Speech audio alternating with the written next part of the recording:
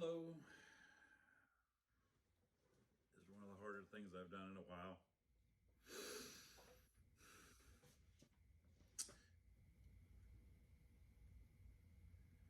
January 9, 2021, this year.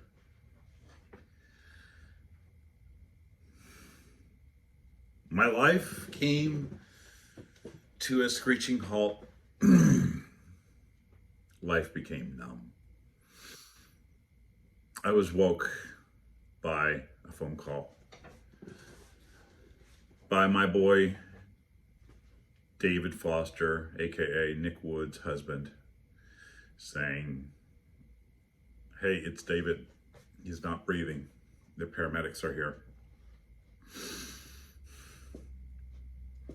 I said, "Well, the paramedics are there. It'll be okay, right?" He said, "I'll call you back." 10 minutes later, he's like, he's gone.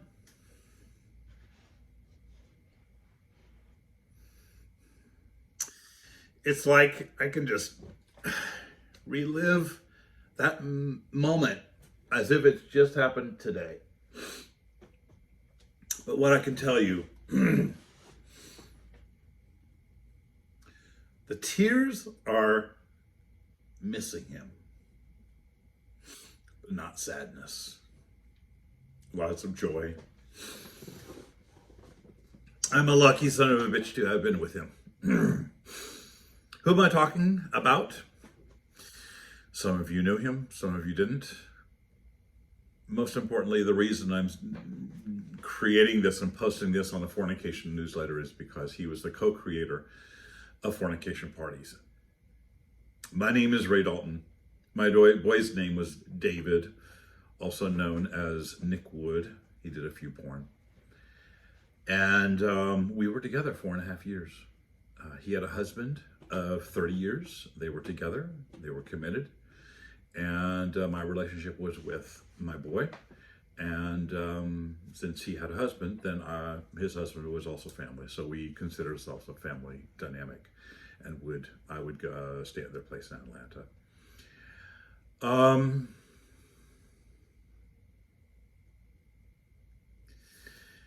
It's one of those things that when you're in the middle of a relationship like this, you live it as if it's never going to end, because that's just how we are. You just live, right? But the greatest gift that I can say is we lived balls out.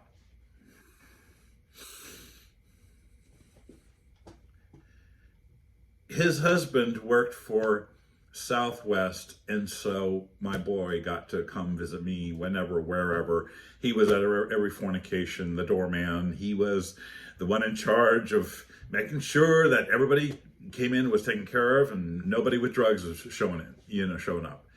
So the dynamic, a specific dynamic of our relationship was, we called it daddy boy. It's not master slave, it's not husband, it's not boyfriend, it's a daddy boy relationship. And many bad daddy boy relationships are different based on the individuals. The one that he and I subscribed to was, consider ourselves blood father and blood son with incest. I mean, that's just the simplest way I describe it. But we're, as if it's blood father would never disown a son. So that meant that if we had disagreements or something would happen like that, we wouldn't disown each other or break up. It would just change a dynamic. So once we got that settled, then it was never like, we never had to worry about, oh, what if he leaves me? That was taken off the table, and we just straight ahead lived balls out. Okay, let's create this life. And we did. We lived. We went places.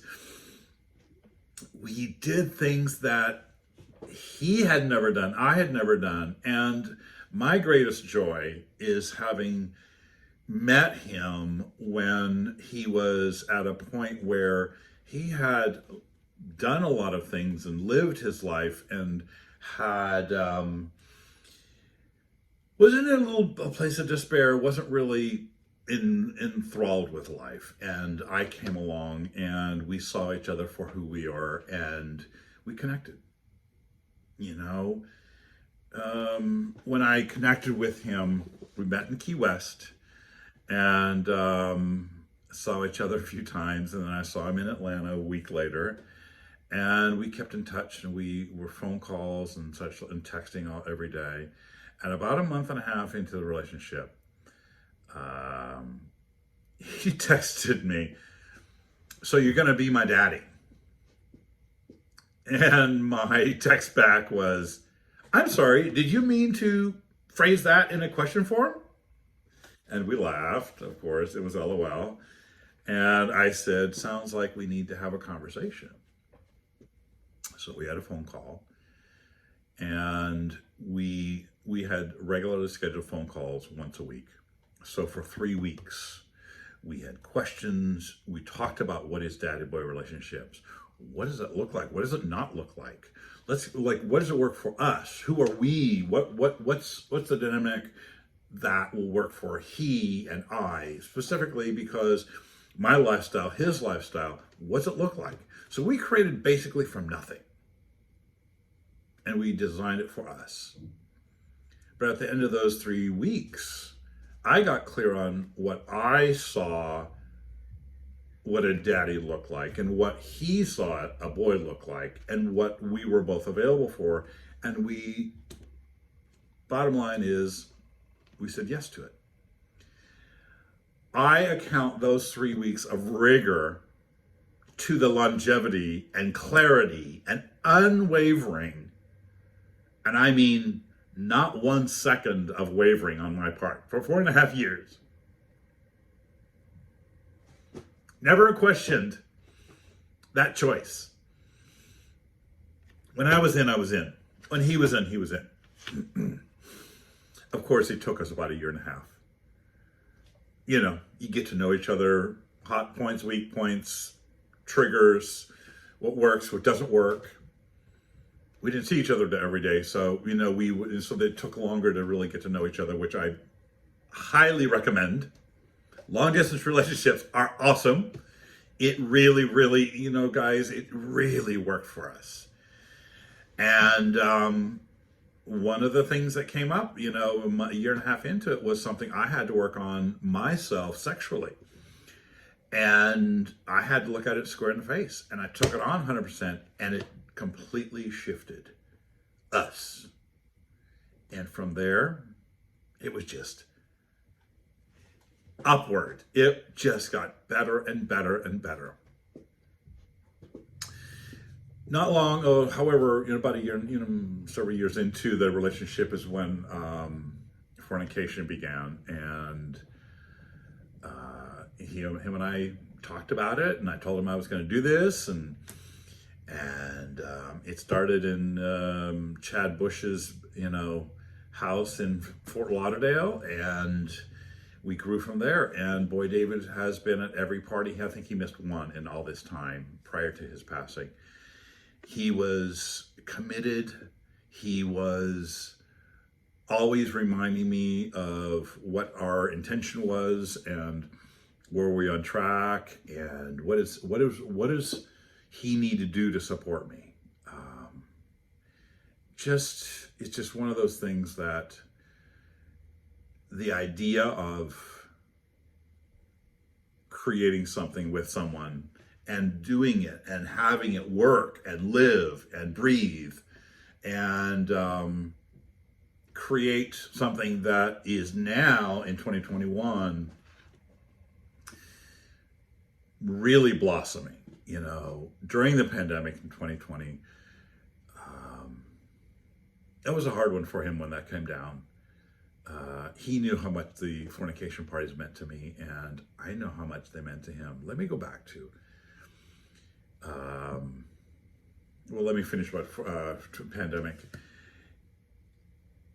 It scared him a lot because he had an incident in the 90s where he nearly faced death, and he was reacting to that. And when he got that out of the way, he was able to be practical and reasonable about COVID and how to navigate it, and not let himself get in his head too much about it. He was always concerned about me traveling, and I was always checking in with him and did my best to be responsible about that. And to give you a little background of him, he had a messed up childhood, for the simplest way to put it. Manipulative mother, parents divorced, mother and stepfather got murdered a few years later. He lived with his father. His father passed away 2 years later of cancer. So at 16, he was on his own. And at 18, when he was legally on his own, he moved to Houston, did his partying in Houston, came back with his tail between his legs, and lived with an aunt of his until he then decided to move at 20 or 21. He moved to Atlanta. He was born and raised in Augusta. And shortly after landing in Atlanta, he met his husband, Frame. And they were together ever since. Obviously, they have, didn't take them long to, they became roommates, and then they became partners. And then when a marriage became legal, 5 or 6 years ago, they got married. Their commitment was for life, and they lived that and breathed that. And when I came into the picture, about a month into the picture, I remember Boy David saying to his husband, he told me that he had told him about me. He said, "Hey, I've met this guy. We're looking at being daddy and boy. And I just want you to know." He always kept his husband in the loop. And what I said to him from day one, if your relationship with your husband and you doesn't improve and grow, then my real job as your daddy isn't being done. Me being in the picture never in any way, shape, or form created a threat to the primary, which was him and his husband. We never lost sight of that. He never lost sight of that. Of course, with his husband not being in this particular dynamic relationship and this being so far outside of his reality, it took him a full year. He accepted it. First of all, he accepted it immediately. But about that year mark was when he kind of went, "Oh."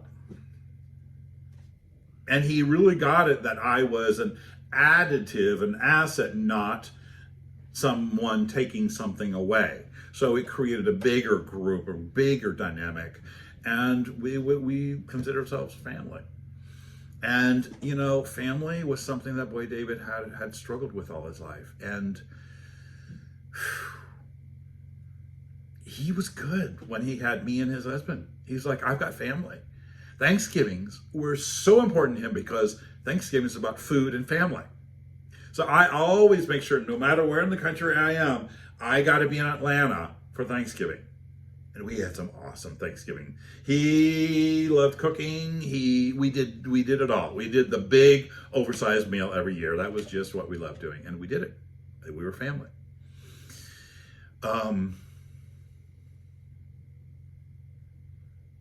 Fast forward to those of you who met him at Fornication and elsewhere. When I say what I'm about to say, you'll concur.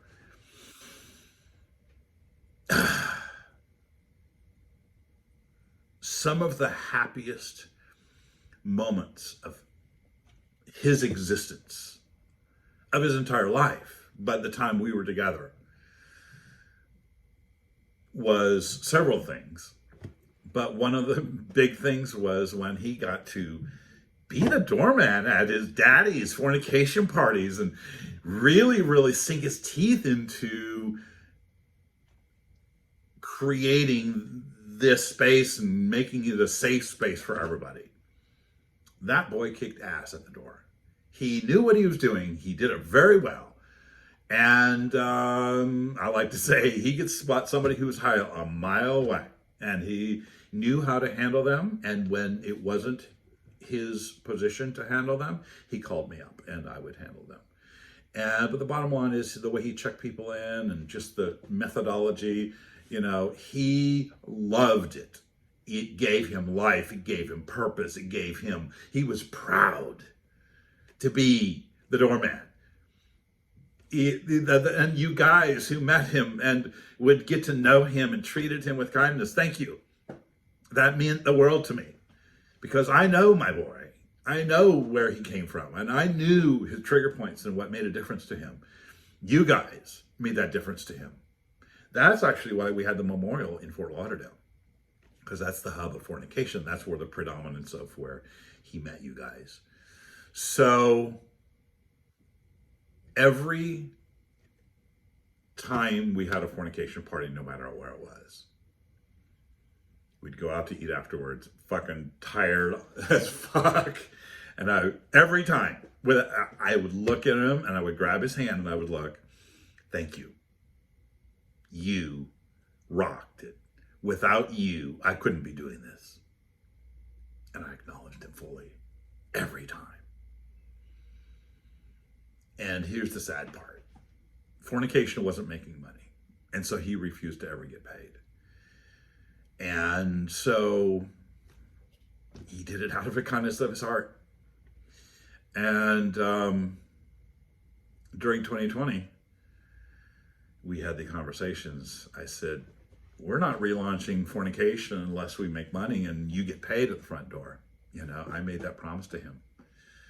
And he looks at me and he's like, I agree. But most importantly, his focus was on the success of fornication and my success and happiness and fulfillment, and what is the big picture of why fornication is being created and where are we going with this? And him and I talked about it a lot. We had lots of time to talk during 2020. And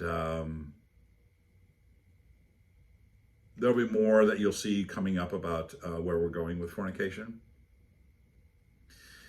But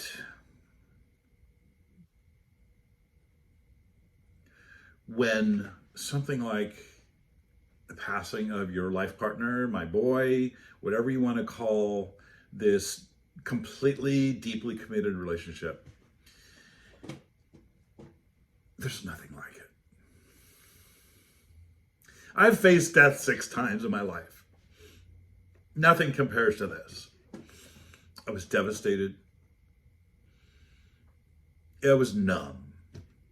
I took 6 weeks off work. I didn't want to, but my friends insisted that I do.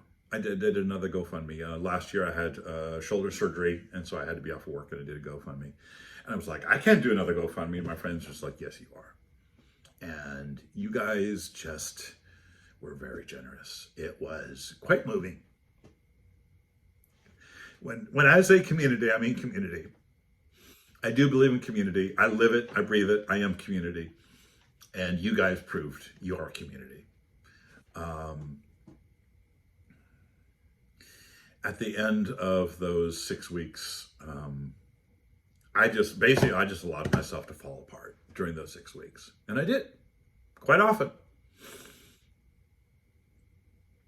Last thing I wanted was to, 3 years from now, go, okay, now it's time to grieve, and have it like come smashing into my face. And it's like, no, I want to really, really allow this process. And there's no way I could have been working through that period of time. There's just no way. What got me through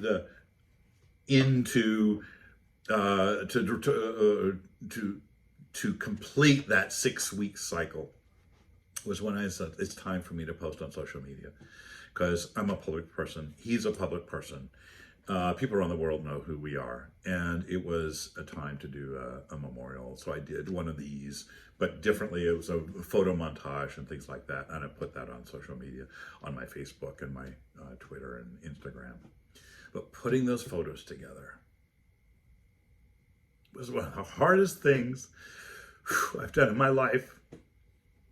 3 days of going through the photos and saving the ones that I wanted to possibly use. The one thing that I got from doing that, it completely dispelled the little nagging question or thought in my head. God, I wish I would have gotten together more often with him. Maybe I shouldn't have been so stingy with my time. I'm a busy man. He knew that. We all know that.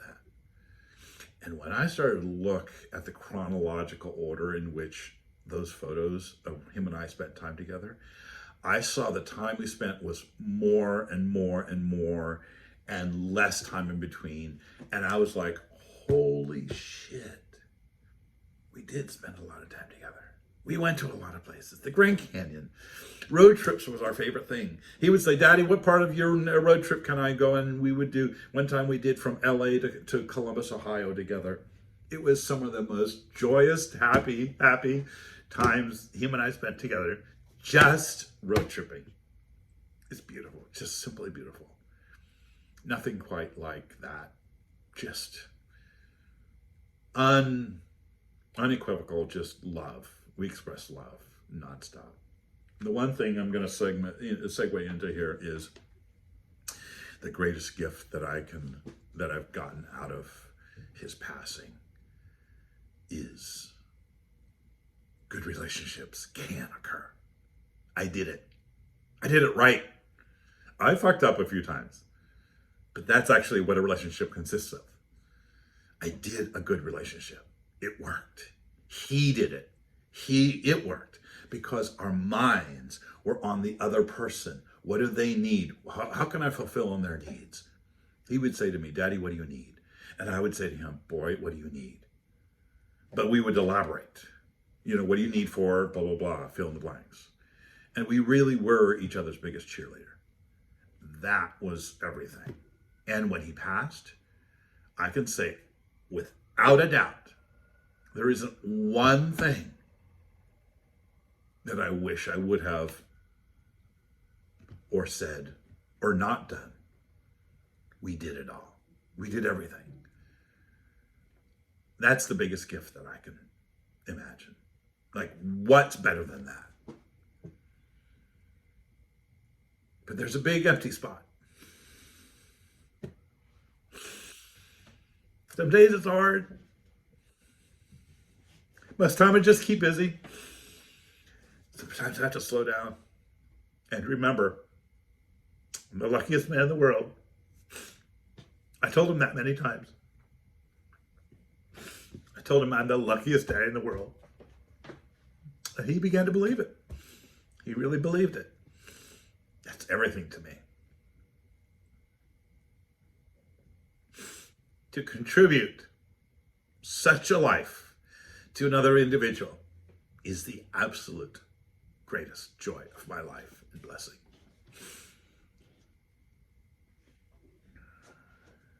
So to complete, where I was going with that, at the end of those 6 weeks, I put together that memorial montage, and I put out the video and put it on social media, and I spent the next 48 hours responding to people who messaged, and it was very cathartic. The kindness and love was truly amazing.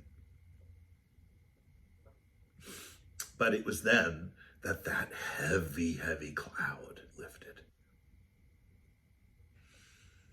And the lightness, there began to be light and lightness. I'm still, the missing is always there. I still do. I hope it never goes away. But the heaviness is gone.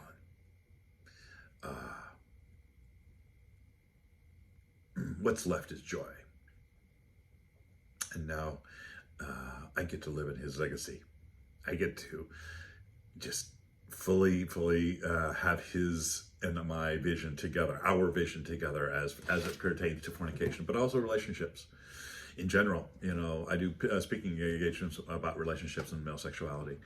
And so fornication is just an extension of that, and we get to live and create and continue to have fornication grow, and now very shortly it'll begin to prosper as well. And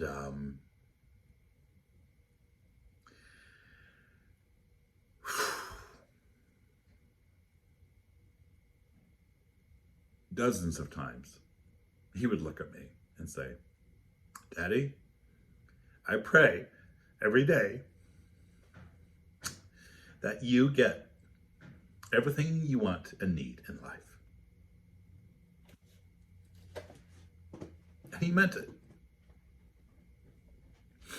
And this is how I know I am the luckiest daddy in the world, because every day, of course, through my coaching, he would text me. I would wake up to a text from him that said this: I am strong. I am courageous. I am sexual. I am loved. I'm a spiritual being. I'm a kind, loving person. I'm a child of God. I am my daddy's boy now and forever. Every day I woke up to that text.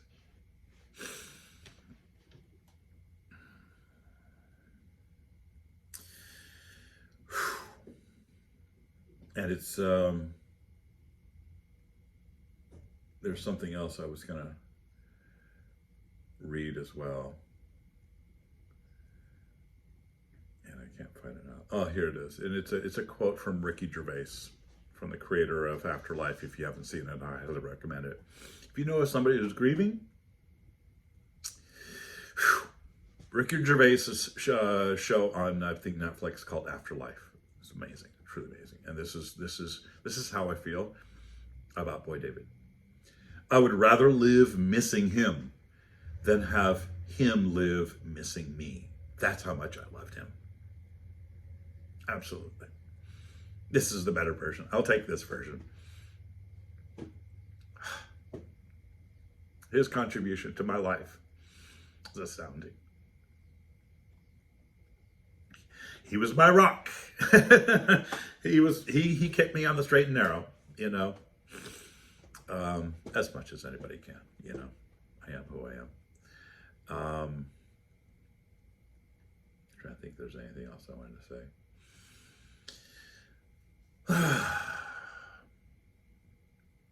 That's about it. But I want to say thank you for everyone who participates in Fornication and my life and our life as a community. We are a community. And I needed to put this out there and let you guys know another deep level of who I am. And I'm not just somebody who's throwing sex parties. I know you know that. That's why you show up. You're also not somebody who just goes to sex parties. Fornication's not an ordinary sex party.